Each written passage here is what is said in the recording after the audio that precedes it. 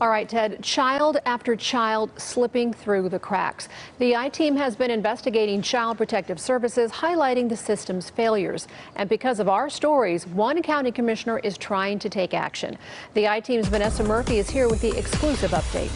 Denise, Commissioner Tick Segerblom wants a review of child fatalities in Clark County. He's recommending the Clark County Commission discuss the creation of a blue ribbon panel. It's on the agenda for the next meeting, which is Tuesday.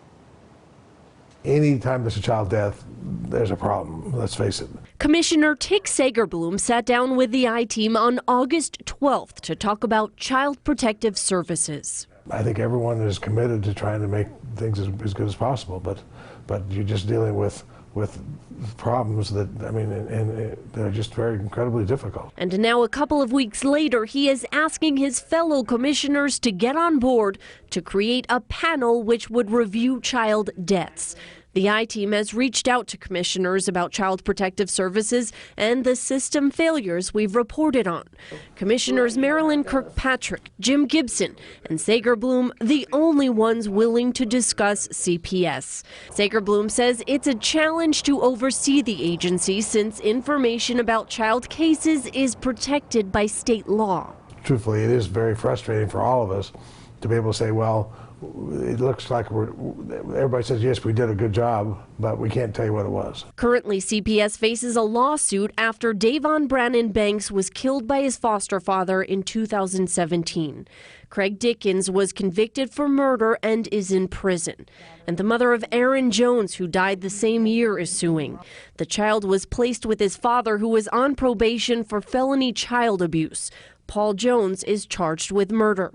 In 2018, the county agreed to pay $100,000 to the family of Abigail Bennett, who was killed in 2016.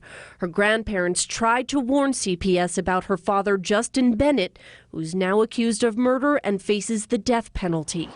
The I-Team has interviewed family after family who argue CPS needs to change. Just last month, this grandmother told us she believed CPS could have protected her grandson, JJ, who was killed in February.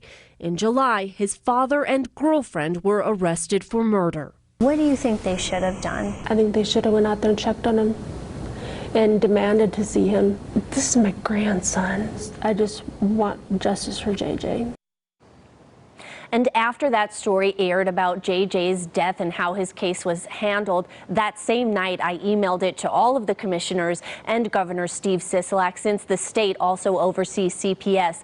We did not hear back from the governor's office, and most of the commissioners ignored us, but Commissioner Tick Segerblom did not, and now he is proposing this review.